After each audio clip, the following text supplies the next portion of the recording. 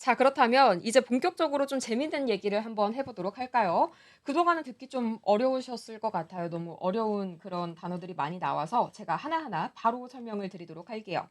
자, 가장 먼저 여기 보면은 may 뭐 여기는 뭐 그렇게 중요한 내용은 아니고요. 중요한 건 바로 이거죠.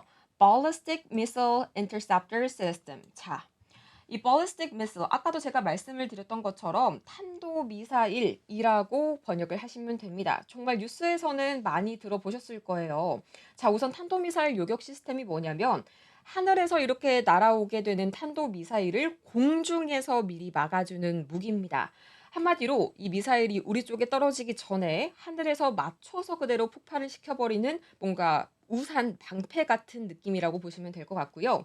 자, 미사일에는 크게 탄도미사일 그리고 순항미사일이 있습니다. 각각의 장단점이 달라요. 가장 먼저 이 탄도미사일은 쉽게 로켓이라고 생각을 하시면 돼요. 로켓처럼 이렇게 위로 쏘아 올렸다가 공중에서 떨어지는 그런 미사일입니다. 당연히 그만큼 빠르고 엄청난 위력을 가졌습니다. 아주 강하고요.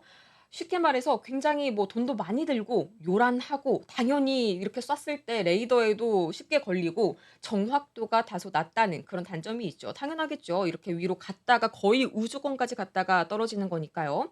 대신에 이게 중요한 점이요. 핵탄두를 실을 수가 있습니다. 네. 여기에 별표를 하나 쳐두시면 좋을 것 같고요. 다음으로 순항 미사일 아까 우리가 이제 크루즈 미사일이라고 봤었죠. 말 그대로 순항 비행기처럼 낮게 날아가는 미사일이다라고 생각을 하시면 될 것 같아요. 미국의 토마호크 들어보셨죠? 이 토마호크가 바로 순항 미사일에 해당이 되고요.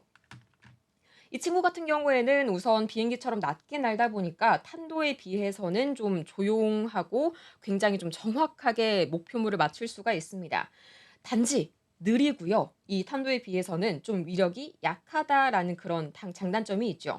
그래서 그냥 말만 들었을 때는 당연히 '탄도미사일이 훨씬 뭐 다 탄도미사일로 채워야 되는 거 아니야?' 이렇게 생각을 하실 수가 있겠지만 아직까지 실제 현장에서는 이 탄도와 순항을 적절하게 작전에 맞춰서 배치를 시키고 있다는 점 아시면 좋을 것 같고요. 확실한 건 둘 중에 맞기가 힘든 건 당연히 탄도미사일이 맞기가 힘듭니다. 솔직히 로켓을 어떻게 막겠어요. 자, 그렇다면은 과연 이 천궁2가 그동안 어떻게 좀 배치가 됐었고 어떤 활약을 했는지 바로 보도록 할게요.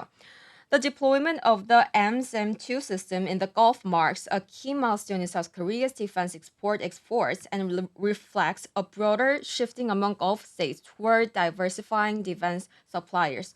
굉장히 긴 문장이었네요. 이 걸프 지역에 배치된 이 MSAM-2는 한국 방산 수출 역사에서 굉장히 중대한 이정표로 평가가 된다라고 우리뿐만 아니라 외신에서도 그렇게 보고 있습니다. 이게 그럴 수밖에 없는 게 걸프 국가들이 상당히 또 굉장히 좀 민감도가 이런 지정학적인 긴장도가 항상 높아 있죠. 이 국가들이 상당히 이 천궁에 엄청 많은 관심을 보이고 있어요.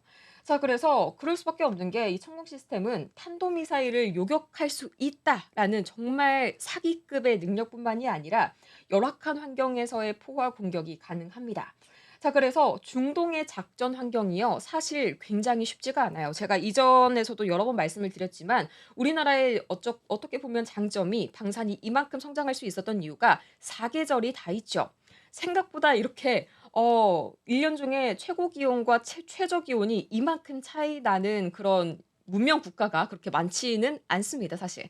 자, 그렇기 때문에 이제 우리나라의 한겨울도 버틸 수가 있고요. 당연히 중동 지역의 찌는 듯한 더위, 높은 습도에도 충분히 잘 견딜 수가 있다라는 말이죠. 상당히요, 무기가요, 이런 날씨에서의 안정성이 중요한 게 실제로 전장에서 무기가 날씨에 적응을 못해서 이제 패배를 거둔 경우도 많기 때문에 이런 거에 있어서 천궁2도 완벽하게 퍼펙트 평가를 받았다. 이렇게 생각을 하시면 좋을 것 같고요.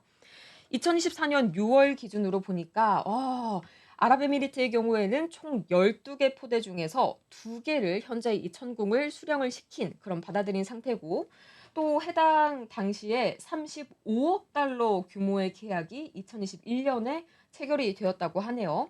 자, 그래서 이 당시에 정말 역대급의 그런 방산 수출 사례를 기록한 것으로 여기에서도 평가를 하고 있습니다.